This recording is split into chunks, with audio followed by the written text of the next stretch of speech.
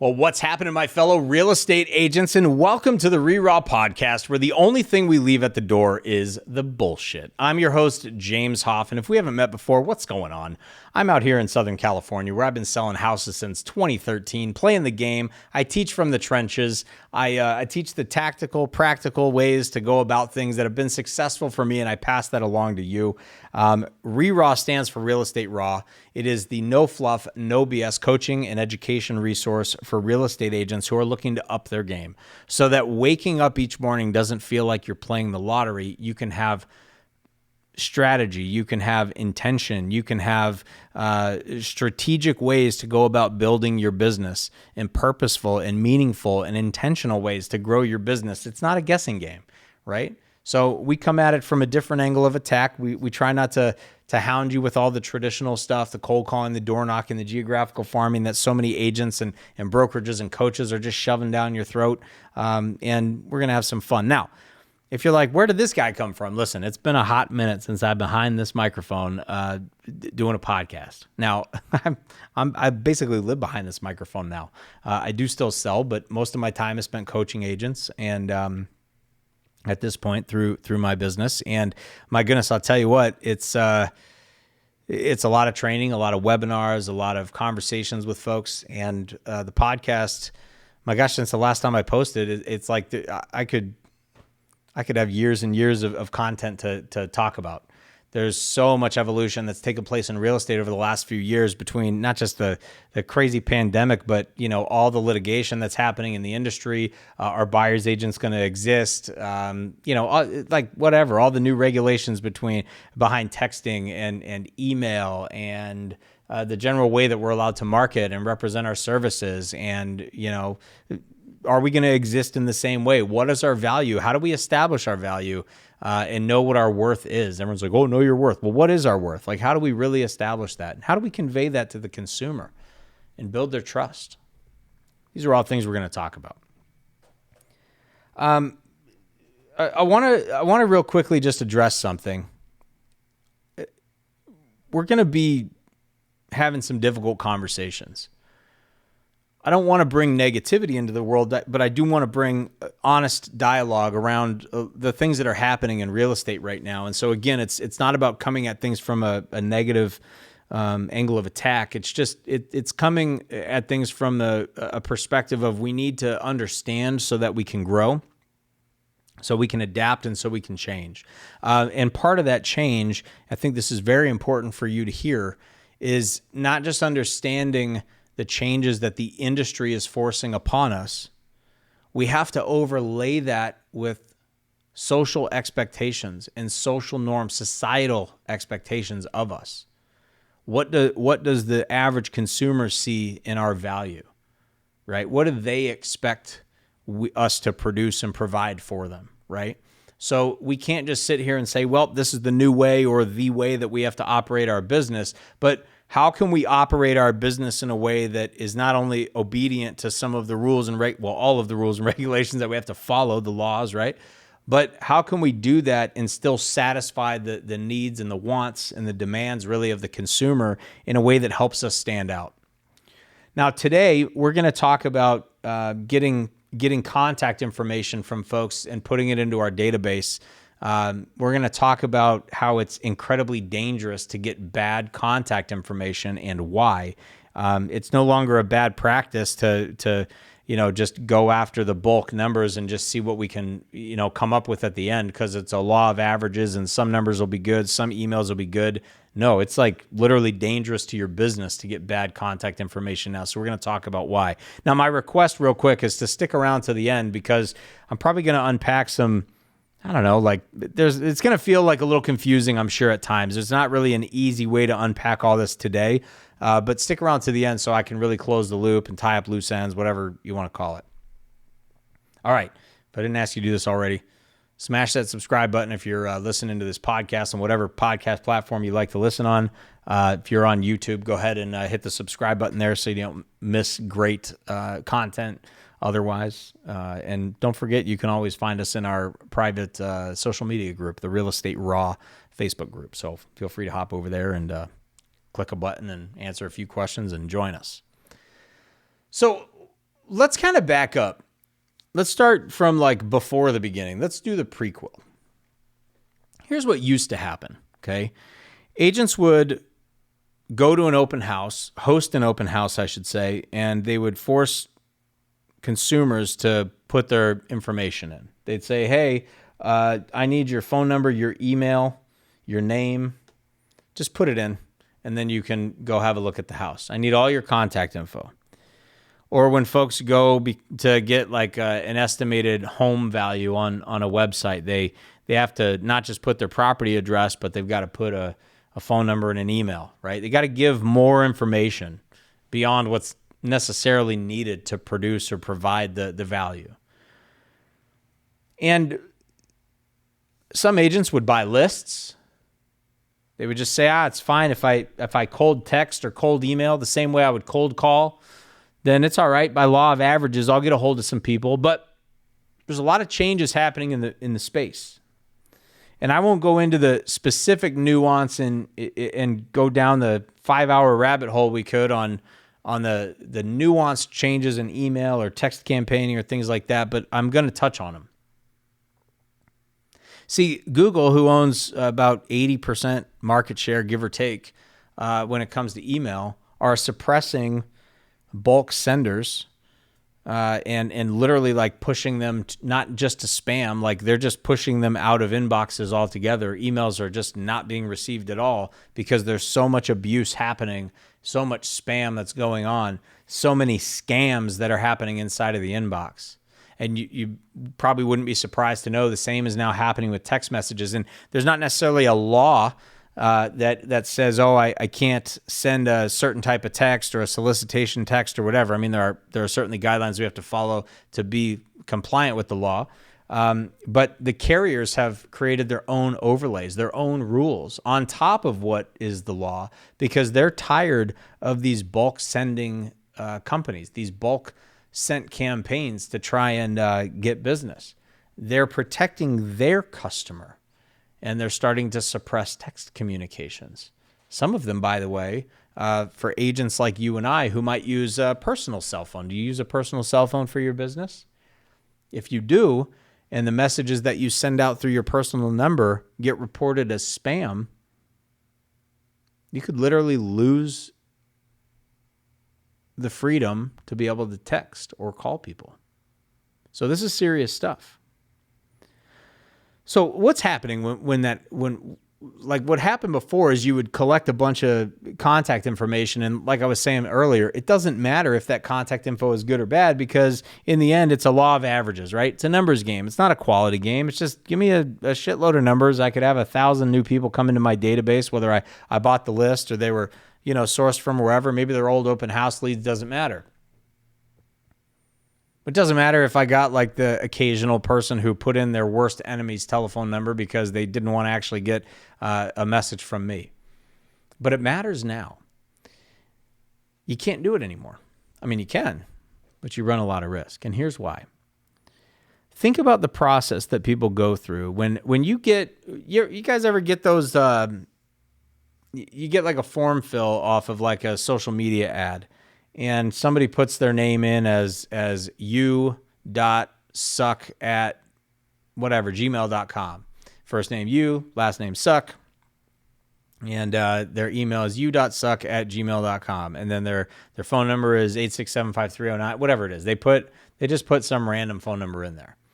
Now, the company that's requesting that information in exchange for whatever asset they're going to provide to you is trusting that they'll get a lot of contact information, much of which they don't expect to probably be perfectly accurate, but are hoping it is, because they're going to start dripping through AI and bot technology, text campaigns and follow-up emails and all kinds of stuff, right?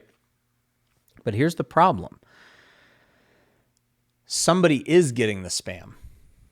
And it's not intended as spam because this company thinks that they're sending a message out to somebody who filled out their form, but because you put in the wrong information or you put in bad information on purpose because you just wanted to see if you could get the asset without having to give up and sell your soul or sell your information or put your information at risk and give up some of your privacy.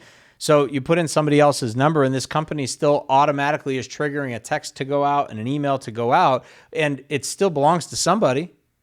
So what happens is that person receives a text message, and it'll say, hey, type stop to opt out, or the phone carriers are putting that link at the bottom now of new messages from unfamiliar numbers that says, click here to delete and report spam or junk. What do you think is easier for the consumer? To reply with stop, or to just click a button and boom, the message is deleted and they reported it as junk? It's easier to click the button. Well, what happens is this: there are tolerance levels that the carriers will allow, or that the email service providers will allow, for spam. It's okay if someone unsubscribes. Maybe they sign up for communication, decide they don't want it anymore. You're not penalized for that. Maybe your list isn't all that good, but that's another topic. But what we're seeing is that they have a very low tolerance, a fraction of a percent in many cases, for spam texts and spam emails. So ones that are not just unsubscribed from, but that are literally marked as abusive, as spam, as junk. So what this brings into question is, how good is your database, and where the hell are you getting your contacts from? What are you pushing? What are you requiring? What do people have to do to be able to get the thing that you're offering? What information do they have to give you? How much is required and how much is optional? Now, I'm of the belief, and I teach a lot about this. There's other episodes I've actually talked about this right here on the RERAW podcast, or on the YouTube channel, even in our Facebook group, the Real Estate Raw Facebook group, where we've talked about all you need is an address. And you don't need a phone number and an email and all that stuff to be able to be solid and have a quality contact. You just need an address. And a lot of people forget that. But how do we control the quality of the contact information we are receiving? And here's the nugget I really want you to get, is stop requiring it. Hold yourself to a higher standard. Hold yourself accountable to things that matter, like, I don't know, the value of the shit that you're putting in front of people. In other words, if you're going to sit there and say, hey, I want your information, well, the consumer's talking back and saying, great, and I'll give it to you, but you better earn it.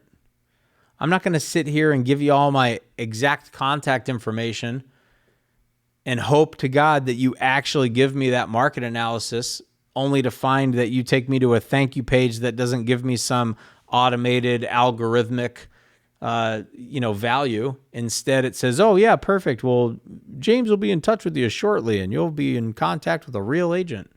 Crap. I don't want that. I want to be left alone. I just give me the damn number that you promised, right? Like, it's fine. So we've got to work differently for the contact information. If you've ever heard the term a squeeze page versus a reverse squeeze page, it's kind of the idea of what we're talking about here. Think about it like this. A squeeze page would be, you go onto a website or a landing page and it says, hey, real estate agent, I'm going to give you a thing for free. You just have to provide your name, email, phone number, brokerage license number. Like, they want all the stuff, right? So you put in your stuff in exchange for the thing they give you for free. A reverse squeeze page says, hey, I've got a free thing. Click here to download it. By the way, if you find it valuable, you can fill out the form and we'll be in touch. Or you can fill out the form and add yourself to our email or text list or schedule a call, whatever it is, and we'll be in touch. We'll send you more great, valuable information just like this, right? So the reverse squeeze page is value first to earn the contact later. What this does is it actually provides you better contact information and higher quality contacts. What you're going to find is your cost per contact goes up if you're running paid ads. And what you're going to find is if it's free, less people fill it out. So you'll have less contacts overall, but the quality of the contacts that you get will go up exponentially. You've probably heard this before, but if I could have a group on social media of 1 million people or a group on social media of 1,000 people, I could have either 1 million people that never look at the stuff that I've got, or I could have 1,000 people that engage with every post that I put up. I'd rather have the 1,000 because they're engaged. I'm in front of them. Their eyes are looking at me. And this is a thing that we've really got to stop, is we got to stop stroking our ego with the idea that because I got a lot of contacts that I'm doing good. It's the quality of the contact that matters. It matters not that you have 1,000 if none of them will ever talk to you. So we have to think about the way that we're getting the contact information. Are you forcing people to sign in at an open house? Here's one, and I've done an open house episode. You could go back and listen to it in the past. But when I do an open house, they don't require a sign-in sheet. The simple reason behind it is because I want to earn their contact info. So I say, hey, welcome to the open house. I'm James. Yes, I am the listing agent. I know. I don't look like one. Who wears flip-flops and jeans and a shirt? I know. I'm not your traditional real estate agent. That's okay. Great. Are you familiar with the area? Oh, you are? Perfect. Well, listen, I don't want to bore you. Let me give you the quick specs of the home. We're priced at X. Have a look around. There's brochures in the kitchen. If you have any questions, I'll be up front. And I let them go. There's no sign in. There's no give me the name of your firstborn and your blood type and all the things. Where do you live? What's your address? You can't come in because of seller protection, blah, blah, blah, blah, blah. No, I'll let them go. And on their way back out, I say, hey, so what'd you think? Anything that you love to hate? Does the house work for you or not? Oh, why not? Well, how long have you been looking? What are you struggling to find out there? Oh, my goodness. Well, thanks for letting me know. I actually have an off-market opportunity a couple neighborhoods over. Have you thought about living over there? Oh, you have. Well, would you be all right if I reached out to you after the open house? Maybe we could schedule some time to set up a private showing. Oh, perfect.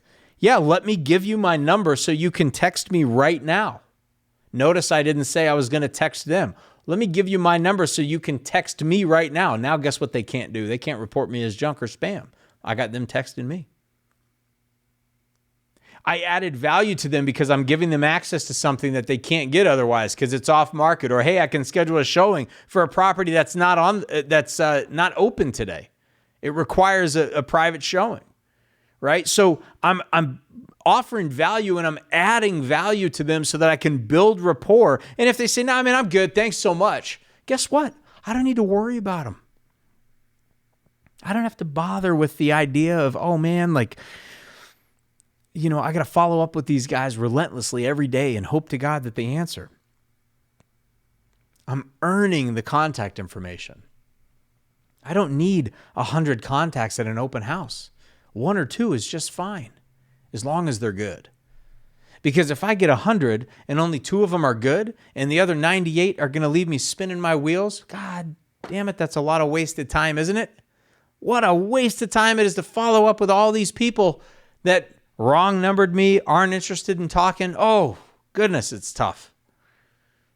But the reason it's dangerous for your business to not practice like this, to earn the quality and accurate and real contact information is because if somebody fake numbers you today, it's no longer a numbers game. It's not about, oh, it's fine that they gave me the fake information. I'll just dial the next one. I'll just text the next one. It's dangerous because if you start texting and the poor person who, through no fault of your own, is not the person you thought you were reaching out to because you got wrong numbered. But if that guy reports it as spam, guess what? You're the one who's impacted. And this isn't like we'll just suspend your number for a day. It could literally shut you down. If you have a business entity and you go through the A2P registration on your CRM, and if you don't know what this is, it's all good. Bear with me for a moment. You go through all that with your number through your CRM and you abusively text people and have a high unsubscribe rate. You literally would get your number shut down, and the only way that you could get a new number is to literally get a new entity. You would have to pay to create a new legal entity and then register with the A2P registration all over again. It's very, very, very costly. And if you use your personal number, if you use a phone number that you own personally or otherwise, I suppose, to send out, like maybe you're just using your regular cell phone, or maybe you have a business cell phone, you're doing hand-to-hand combat. If somebody gets that message from your number and they don't recognize it and they click that button and report it as spam, guess what? You're hosed. It's not good, you guys. You can just, so when I say it's dangerous because it could cost you everything. It could be a massive disruption to all that you do to try and figure out how you can be back in front of somebody. And here's why I'm okay with it. This is why I like it. Okay? Because it's a rising tide lifts all ships, right? It's forcing us to be better. And here's the problem that's happening in the industry is that most agents are disregarding it. They don't take it seriously. They don't really care. And they put their head in the fucking sand and they don't pay attention to any of this. Oh, it's not going to affect me. No, I'll be just fine. But it is. And those are the people that are going to be massively impacted. And then you're going to have a chance to blow past them while they're figuring out how to start over on their marketing and relaunch their business and do all this stuff. You'll be fine because you played the game the right way. So don't worry about getting all the contact information. I want you to worry about getting good contact information. I would rather you put in your ads on social media or anything for that matter. Don't require the form fill. Don't make it an optional field. Make phone number and text message. Make phone number and email optional fields. If somebody doesn't want to put them in, it's fine. You could even put your best email or no email at all. I'd rather not have an email than have a bad one. Put your best phone number or no phone number at all. I'd rather not have your phone number than have the wrong one. And it's okay when you do that because when you provide them information, if all they give you is their name or all they give you is their address, that's fine. Maybe they don't have to give you anything. When you provide the value and you build rapport, they'll come back. This is why, like when I send letters out, I'll take people over to a landing page. I'll send a letter and say it'll end with something like, hey, not ready to call, or perhaps you're still questioning my sanity, go to whatever website.com I asked them to go to. And then there's a video. Hey, what's up? I'm James. You're probably here because you're either really good at guessing domain names or you got a letter from me that said X, Y, and Z.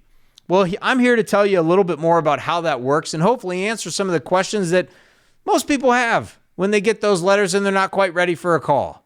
And if you like what you see in this video, I put a form just below. You can fill out your name and phone number and an email, or you can click the link beneath that and just schedule an appointment with me right from this page. I take the opportunity to build rapport. Am I going to get flooded with thousands of contacts coming in for that go to that landing page? No. But the one that I do get, the 2 or the 3 that I do get, they're not just leads. They're on fucking fire. And that's what you guys got to remember. The quality of the contact that you get is directly related to the value that you provide to get it.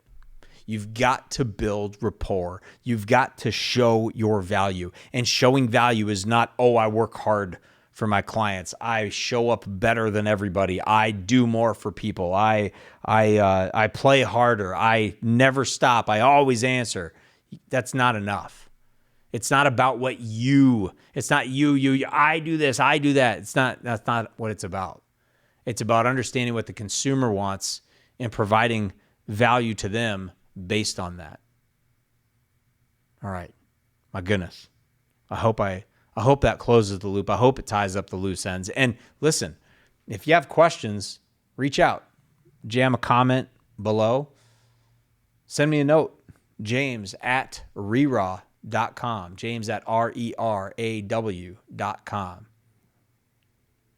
Folks, you can no longer afford to have bad contact information in your database because it can cost you your business. Remember something, real agents work. Make sure you're one of them. Thanks for tuning in as we get the conversation started again, and we'll catch you on the next one. Cheers.